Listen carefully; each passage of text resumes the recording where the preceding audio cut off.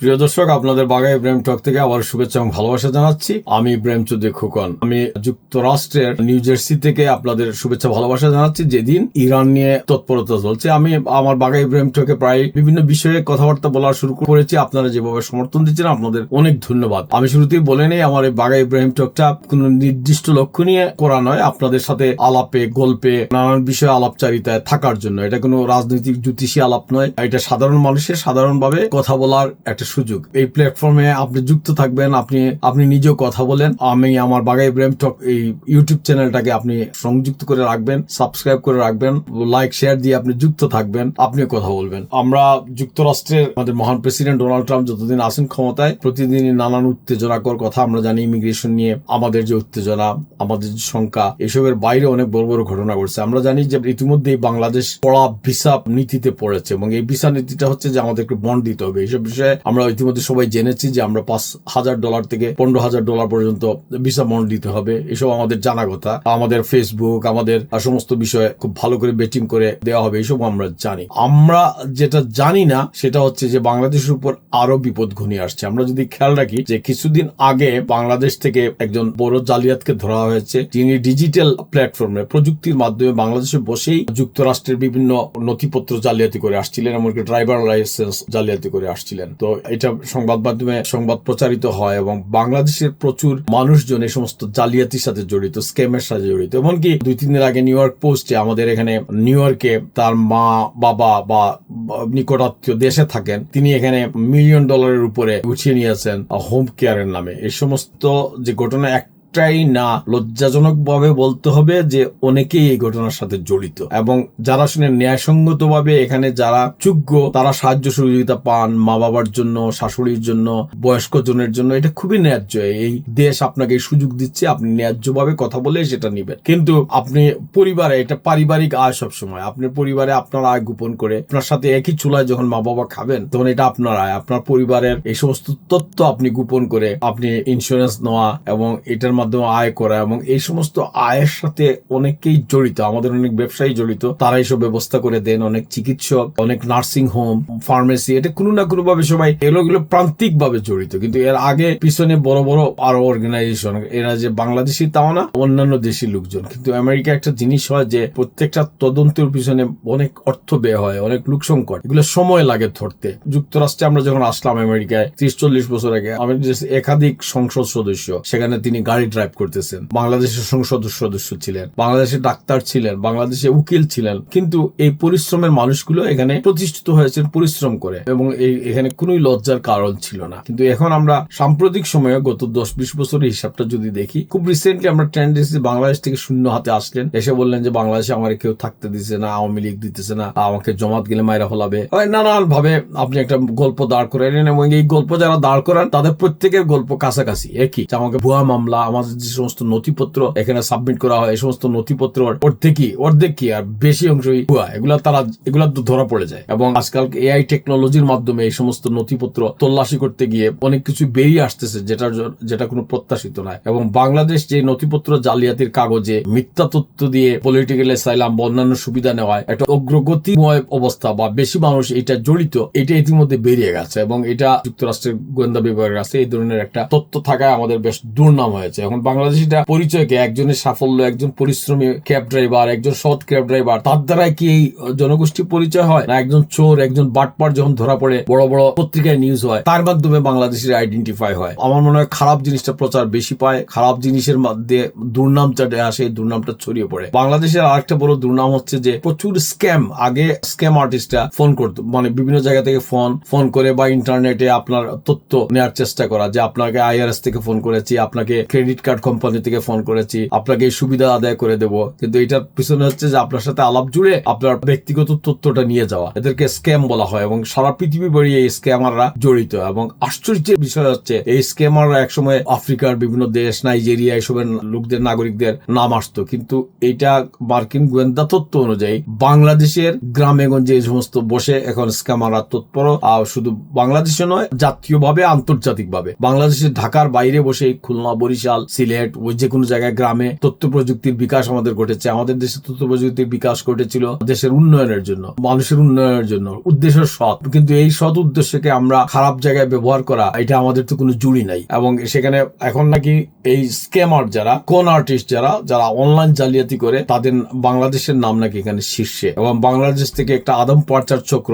সেখানে তারা Laos, Cambodia এই সমস্ত দেশে গিয়ে সেখানে ট্রেনিং নিয়ে তাদের নিয়ে আসা হচ্ছে এবং তাদের ওই চক্রের সাথে ঢুকিয়ে দেওয়া হচ্ছে, যে চক্রের সাথে থেকে তারা বেরোতে পারতেছে না। তো এইসব নিয়ে যুক্তরাষ্ট্র কংগ্রেসের সহসে একটা বিল উঠতেছে, যে বিলের মাধ্যমে বাংলাদেশের উপর আরো বিপদ আসবে এবং সরাসরি যুক্তরাষ্ট্র থেকে বাংলাদেশে গিয়ে লোকজনকে গ্রেফতার করে নিয়ে আসা, এই সমস্ত জিনিসের আইন এবং পারস্পরিক সমঝোতা, এগুলা ওই আইনে আছে। সো এগুলোর দিকে আমি যাচ্ছি পরে। এবং আজকে ইরানে যা ঘটতেছে, আমরা জানেন যুক্তরাষ্ট্র ভেনেজুয়েলাতে ঘটনা ঘটলো, আমরা গ্রিনল্যান্ড নিয়ে কথা শুনলাম, আমরা কিউবা নিয়ে কথা শুনলাম, আমাদের গ্রেট প্রেসিডেন্ট ডোনাল্ড ট্রাম্প দেশে আইন শৃঙ্খলা পরিস্থিতি উন্নতি যেমন করার জন্য, ইমিগ্রেশন বন্ধ করার জন্য বিভিন্ন পদক্ষেপ নিচ্ছেন, তেমনি সারা বিশ্ব ব্যবস্থার একটা পরিবর্তনের জন্য তার যে কাজ, এই কাজটা ক্রমশ দৃশ্যমান হয়ে উঠেছে। তিনি কারো কথা শুনতেছেন, আন্তর্জাতিক আইন তার আইন না, তিনি নতুন আন্তর্জাতিক আইনকে নতুন ভাবে ডিফাইন করতেছেন এবং তিনি স্পষ্টই বলতেছেন যে আমার কথাটাই হচ্ছে, আমাদের চিন্তাটাই হচ্ছে আইনের ধারা। সো যখন আমরা আন্তর্জাতিক ভাবে যদি দেখি যে বিশ্ব ব্যবস্থায় জলবায়ু বা পরিবেশ নিয়ে যে চুক্তি, বিশ্বের বিভিন্ন দেশগুলা, সেখান থেকে যুক্তরাষ্ট্র সরে এসেছে। আন্তর্জাতিক স্বাস্থ্য তহবিল, আন্তর্জাতিক বিভিন্ন দাতা গোষ্ঠী, আন্তর্জাতিক ভাবে বিপন্ন মানবতার জন্য কাজ করা বিভিন্ন সংস্থা, এসব থেকে যুক্তরাষ্ট্র তাদের প্রত্যাহার করে নিয়ে আসছে। এবং এটা নিয়ে আসার রাজনৈতিক কারণ আসছে। ডোনাল্ড ট্রাম্প মনে করেন যে আমেরিকার পয়সায় এই সমস্ত সংগঠন পুষ্ট হয়, কিন্তু আমেরিকা বিরোধী একটা মনোভাব সর্বত্র গড়ে উঠেছে, বা আমেরিকার অর্থে পুষ্ট হওয়া বেতনভোগী লোকজন, এমনকি আমেরিকার সরাসরি উপকারভোগী যারা, তারা আমেরিকার বিরুদ্ধে স্লোগান দিতে কখনো পিছপা হন না। আমরা দেখেছি যে যখন ভেনেজুয়েলায় হামলা হলো, ভেনেজুয়েলায় অভিযান চালানো হলো, মাদুরাকে ধরে নিয়ে আসা হলো, পৃথিবীর কোথাও কোনো প্রতিবাদ হওয়ার আগেই ঢাকায় মশাল মিছিল হয়েছে। তখন এগুলা মশাল মিছিল হয়েছে, এগুলা যুক্তরাষ্ট্র এগুলো খুব গভীরভাবে নজর রাখে যে এই সমস্ত মশাল মিছিল গুলো কি অনুমতি নিয়ে হয়েছে, এটা কি রাষ্ট্রীয় মদত আছে, এখানে মানুষের কি বলতেছে। এবং বাংলাদেশে বসে যে জালিয়াতি করতেছে, এটা যুক্তরাষ্ট্র তার নিজেদের নিরাপত্তার কারণ বলে মনে করতেছে। পাশাপাশি দেখেন ইরানের সাথে যুক্তরাষ্ট্রের যে চলমান অবস্থা চলতেছে, এটা অনেকেই যুদ্ধের দামামা মনে করতেছে। এবং ইরান তো ভেনেজুয়েলা না, ইরান কিউবা না, ইরান দক্ষিণ আমেরিকার একটা দেশ না, ইরান মুসলিম বিশ্বের একটা শক্তিশালী দেশ। এবং সেই ইরানিয়ানদের উদ্দেশ্যে ডোনাল্ড ট্রাম্প বলেছেন যে যারা বিদ্রোহ করতেছেন, যারা বর্তমান ইরানের শাসক, যারা সরকারে যারা আছেন, তাদের বিরুদ্ধে প্রতিবাদ করতেছে, ডোনাল্ড ট্রাম্প তাদেরকে পেট্রিয়ট বলেছেন, যে পেট্রিয়ট কিপ প্রটেস্টিং, তোমরা প্রটেস্ট করতে চাও, help is on the way. এই হেল্পটা কিভাবে গোপনে যাচ্ছে, অস্ত্র দেওয়া হচ্ছে, তৃতীয় দেশের মাধ্যমে যাচ্ছে, না আমেরিকা সরাসরি দ্রুত ইরান আক্রমণ করবে? এই ইরানের চলমান বিক্ষোভ দমনে ব্যাপক সহিংসতার যে প্রেক্ষাপটে এমন আগ্রাসী ভাষায় ইরানি জনগণের উদ্দেশ্যে যুক্তরাষ্ট্রের বার্তা দিয়েছেন প্রেসিডেন্ট ডোনাল্ড ট্রাম্প। এই মঙ্গলবার, আমি আজকে যেদিন এই ভিডিওটা করতেছি, এটাই নিজের সামাজিক যোগাযোগ মাধ্যম ট্রুথ সোশ্যালে দেওয়া পোস্টে তিনি বলেছেন যে প্রতিবাদকারীদের নির্বিচার হত্যাকাণ্ড বন্ধ না হওয়া পর্যন্ত ইরানের সরকারের সাথে সমস্ত আলোচনা ডোনাল্ড ট্রাম্প বন্ধ করে দেবেন। এই আলোচনা বন্ধ করে ডোনাল্ড ট্রাম্প বিদ্রোহ যারা করতেছেন তাদের কি সহায়তা দেবেন, এটা তিনি নির্দিষ্টভাবে কিছু বলেননি। কিন্তু ডোনাল্ড ট্রাম্প যখন বলেন, এটার পিছনে কারণ আছে। এই কারণটা নিশ্চয়ই খুব সহজ না।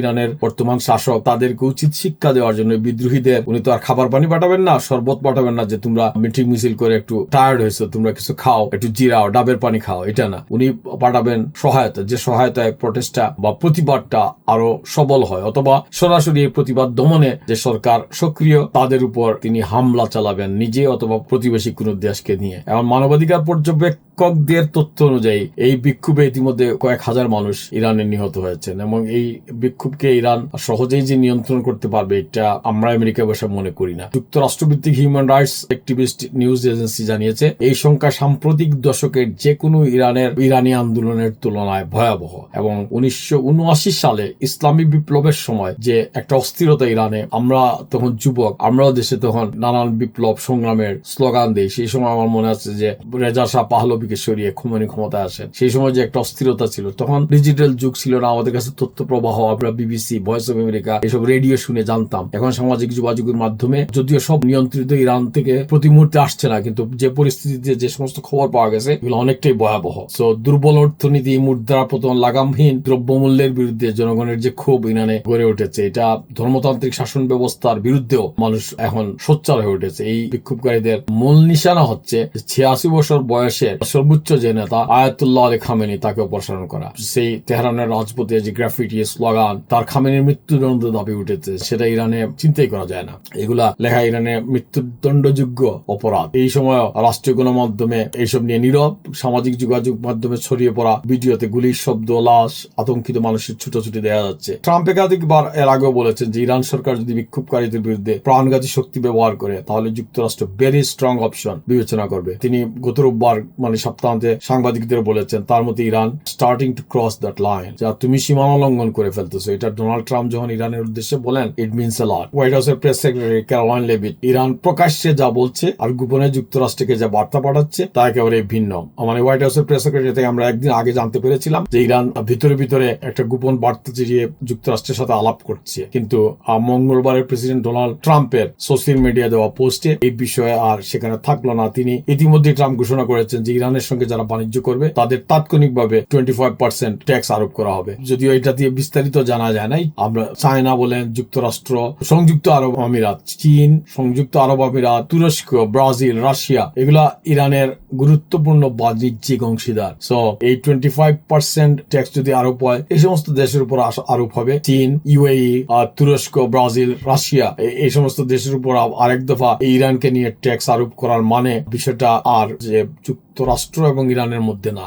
আমাদের ভাইস প্রেসিডেন্ট, আমেরিকার vice president JD Vance, Marco Rubio এবং হোয়াইট হাউসের জাতীয় নিরাপত্তা পরিষদের শীর্ষ কর্মকর্তারা প্রেসিডেন্ট ডোনাল্ড ট্রাম্পের জন্য সম্ভাব্য একটা নকশা করার চেষ্টা করতেছেন যে কূটনীতি থাকবে না সরাসরি হামলা। এখন তারা এগুলোর মধ্যে ব্যালেন্স করার চেষ্টা করতেছেন বলে মার্কিন পত্রপত্রিকা এগুলা জানান দিচ্ছে। ইরানও বসে নাই, তারা নিজেদের দেশে যেরকম বিক্ষোভ দমনের চেষ্টা করতেছে, পাল্টা হুঁশিয়ারিও দিয়েছে। দেশটির পার্লামেন্ট স্পিকারের মাধ্যমে তেহরান জানিয়েছে যুক্তরাষ্ট্র যদি, আমেরিকা যদি বিক্ষোভকারীদের রক্ষার নামে শক্তি প্রয়োগ করে তাহলে মার্কিন বাহিনী এবং ইসরায়েলকে লেজিটিমেট টার্গেট হিসেবে বিবেচনা করা হবে। এটা স্পষ্ট যে যুক্তরাষ্ট্র হামলা করলে আমরা যুক্তরাষ্ট্রে হামলা করবো, অথবা তোমার মিত্র ইসরায়েলকে এখানে হামলা করবো। এর মধ্যেই সারা পৃথিবীতে হিউম্যান রাইটস অ্যাক্টিভিস্টরা তারা সোচ্চার হয়ে উঠছেন। এই ধরনের মানবাধিকার বিষয়ক সংবাদ যারা, তারা বলতে পারছেন যে ইরানের 31টি প্রদেশে এখন পর্যন্ত পৃথক পৃথক প্রায় 1000 খানেক বিক্ষোভ। নিহতদের মধ্যে আজকে সোমবার পর্যন্ত আন্তর্জাতিক সংবাদ মাধ্যমে 1850 মানুষের নিশ্চিত মৃত্যুর সংবাদ, কিন্তু এই মৃত্যুটা নাকি 10-12 হাজারও হবে এই ধরনের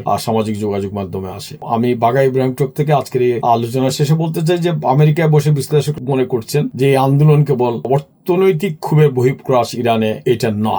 এটা 1980 সালের পর থেকে ইরানের ধর্মতান্ত্রিক যে শাসন ব্যবস্থা তাকেই ইরানের নাগরিকদের সবচেয়ে বড় চ্যালেঞ্জে নিয়ে আসছেন। আর ট্রাম্পের help is on the way বার্তা সেই সংকটকে একটা আন্তর্জাতিক সংঘাতের দিকে ঠেলে দিচ্ছে। এই সংঘাত শেষ পর্যন্ত কোথায় যায়, কোন ভয়াবহ পরিস্থিতিতে যায়, এটার জন্য আমাদের অপেক্ষা করতে হবে। যে কোনো সময় যে কোনো ঘটনা ঘটতে পারে। সেই ঘটনা পর্যন্ত আমরা উদ্বেগ উৎকণ্ঠা নিয়ে অপেক্ষা করছি। আমি ইব্রাহিম চৌধুরী খোকন, বাঘা ইব্রাহিম টক থেকে আপনাদের আবারও শুভেচ্ছা থাকলো। আপনারা সবাই নিরাপদ থাকবেন, সবাই ভালো থাকবেন, আমার সঙ্গেই থাকবেন। আমার এই সাদামাটা কথা বাঘা ইব্রাহিম টক আপনারা সাবস্ক্রাইব করে অনেক কিছুই আপনারা শুনেন, ভালো মন্দ, এটার সাথে আপনারা যুক্ত থাকবেন লাইক দিয়ে, সাবস্ক্রাইব করে। দিন আনন্দের যাক, ভালো থাক, এই পৃথিবী শান্তির হোক। সবাইকে শুভেচ্ছা, সবাইকে ভালোবাসা।